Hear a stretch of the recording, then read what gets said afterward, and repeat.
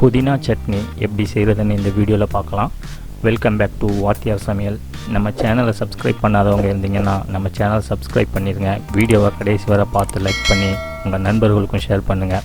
வாங்க வீடியோக்குள்ளே போகலாம். 1 கப் அளவுக்கு சட்னி செய்கிறதுக்கு தேவையான பொருட்கள் பார்க்கலாம். கடலைப்பருப்பு 2 டேபிள் ஸ்பூன் அளவுக்கு எடுத்துக்கோங்க. மல்லி இலை ஒரு 1/4 கப் அளவுக்கும், புதினா 1 கப் அளவுக்கும், வெங்காயம் வெட்டி வச்ச வெங்காயம் ஒரு 1/2 கப் அளவுக்கு எடுத்துக்கோங்க. உப்பு தேவையான அளவுக்கு எடுத்துக்கோங்க. மிளகாய் ஒரு 2 மிளகாய் எடுத்து வெட்டி வச்சுக்கோங்க. 2 தக்காளி எடுத்து கட் பண்ணி வச்சுக்கோங்க. பூண்டு பல் ஒரு 5 ஒன்றா எடுத்து வச்சுக்கோங்க. புளி ஒரு சின்ன துண்டு எடுத்து வச்சுக்கோங்க. புளி தேவைன்னா சேர்த்துக்கோங்க, சேர்த்திங்கன்னா நல்லாயிருக்கும். இதெல்லாம் எடுத்து வச்சுக்கோங்க.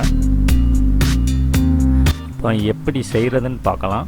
ஒரு கடாய் எடுத்து அடுப்பில் வச்சுக்கோங்க. அதில் 1 டேபிள் ஸ்பூன் அளவுக்கு இல்லை கொஞ்சம் கூட எண்ணெய் விட்டுக்கோங்க. எண்ணெய் சூடாகி வரும்போது நம்ம எடுத்து வச்சுருக்கோம் இல்லைங்களா கடலைப்பருப்பு, அதை போட்டு கொஞ்சமாக வதக்குங்க.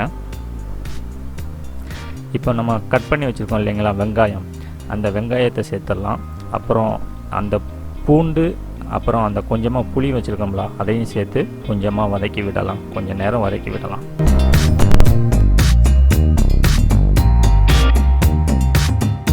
இப்போ நம்ம எடுத்து வச்சுருக்கிற புதினா இலையை சேர்த்து கொஞ்சம் நேரம் வதக்கி விடலாம். இப்போ தக்காளி, பச்சை மிளகா, அப்புறமா எடுத்து வச்சுருக்கீங்களா மல்லி இலை கொஞ்சம், அதையும் சேர்த்து கொஞ்சம் நேரம் வதக்கி விடுங்க.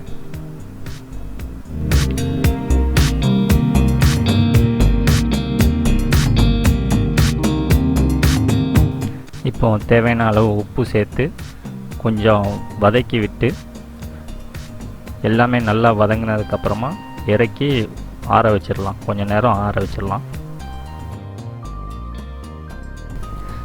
அது சூடு எல்லாம் ஆறுனதுக்கப்புறமா ஒரு மிக்ஸி ஜாரில் எடுத்து எல்லாத்தையும் மாற்றி நம்ம மிக்சியில் வச்சு அரைச்சி எடுத்துடலாம்.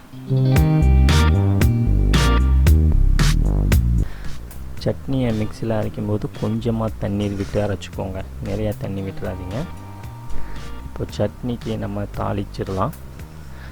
அடுப்பில் ஒரு சின்ன பாத்திரத்தை வச்சு ஒரு சின்ன கடாயை வச்சு கொஞ்சமாக எண்ணெய் சூடானதுக்கப்புறமா கடுகு போடுங்க. கடுகு போட்டு வெடித்து வரும்போது கொஞ்சமாக கருவேப்பிலை போட்டுருங்க.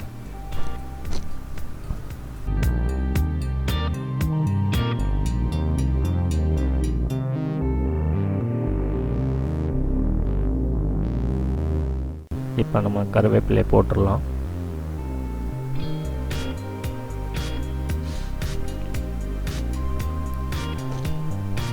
கருவேப்பிலை ரொம்ப கருகிடாமல் பார்த்து எடுத்து அதுக்கப்புறம் சட்னியில் விட்டுருங்க.